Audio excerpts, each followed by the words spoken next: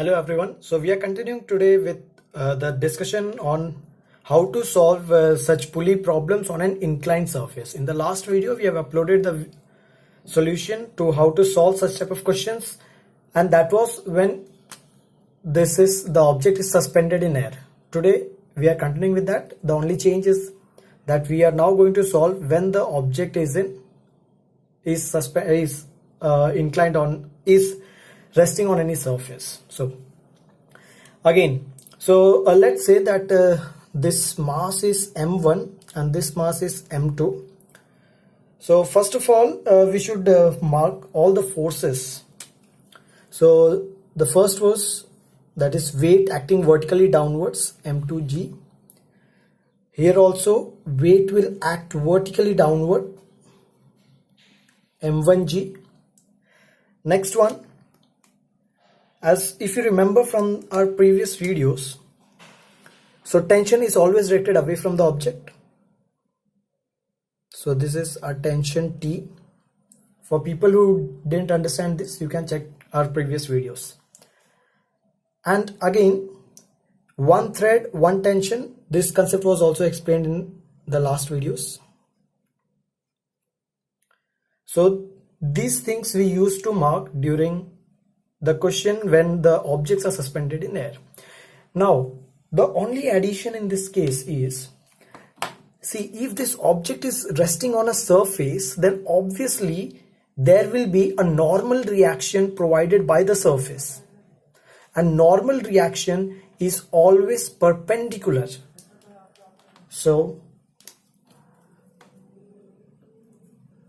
there is a normal reaction,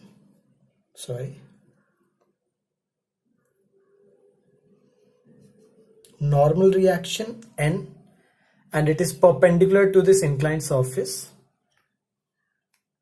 Now just imagine that, let's say that this object is moving downward with an acceleration a, and if this object is moving downward, the object with mass m1 should move upward. Okay, now for the first case, for this object of mass m2, so for m2 we can directly write the equation. This object is moving downward, therefore downward force will be greater, so m2g minus t equal to m2 into a. Now for this object of mass m1, now what we should do? So if you see, this is normal reaction, but opposite to that there is no force. In the same way, for m1g there is no force in its opposite direction. So even if we are trying to write the equation, we cannot write the equations directly. So in this case, what we are going to do is, we will resolve either of them.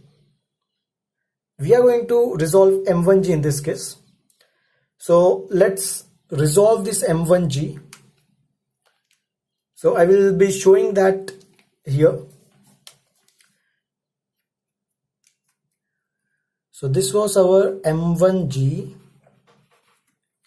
and we are resolving it along this axis, along this inclined surface. So one of its component along this, and the another component like this.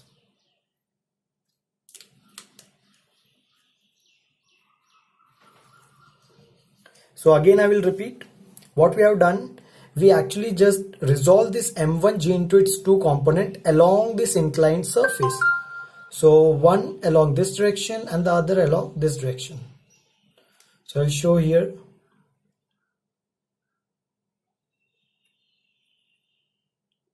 These are the directions, and that's what we have solved here. Now we will show the free body diagram of this object. So just mark the free body diagram. So this is our tension T.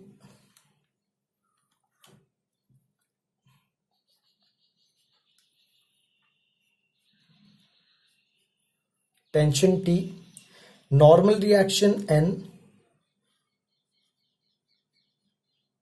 Okay, and now one more concept. See, this is angle theta. This line, the perpendicular to this line is M1G, and the perpendicular to this inclined surface is normal reaction. And there is one property that the angle made between any two lines and the angle made between their perpendicular. So I'll write it here, angle made between any two lines and the angle made between their perpendicular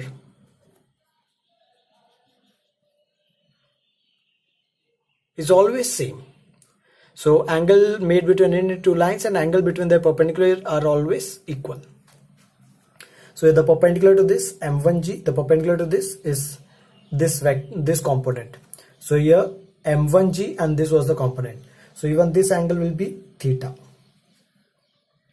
Now if this is theta, then the component which is along theta is always cos component. So this is our M1G cos theta, and the component opposite to that is sin theta. So M1G sin theta. Okay.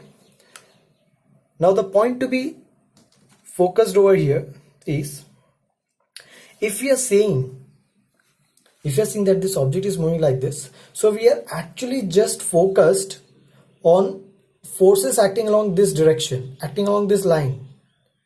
So to simplify this, we will be now removing this normal reaction and M1G sin theta,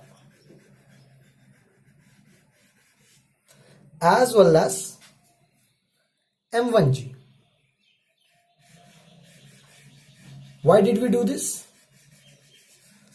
As I've already told, that we are now going to focus only along this line because the object is going to move along this line.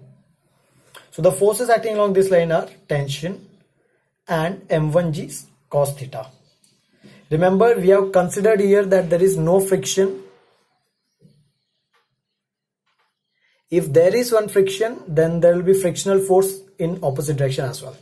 So okay, now let's solve this. So this was our first equation. Now for this, it's very easy. The object is moving forward with acceleration A. So this forward force greater. So T minus M1G cos theta equal to M1 into A. Add both these equations. So acceleration common, M1 plus M2. Here minus T plus T cancelled. So this will be M2G minus M1G cos theta. Therefore your acceleration comes out to be M2 minus M1 cos theta into G upon M1 plus M2. So that's it. You can use this as a shortcut. Please try to compare this with the last video wherein we were just suspending the object in air, and you will obviously realize that there is a direct correlation between this formula and the last ones. Okay, so that's it. Signing off. I'm Gajen Singh from IIT Bombay.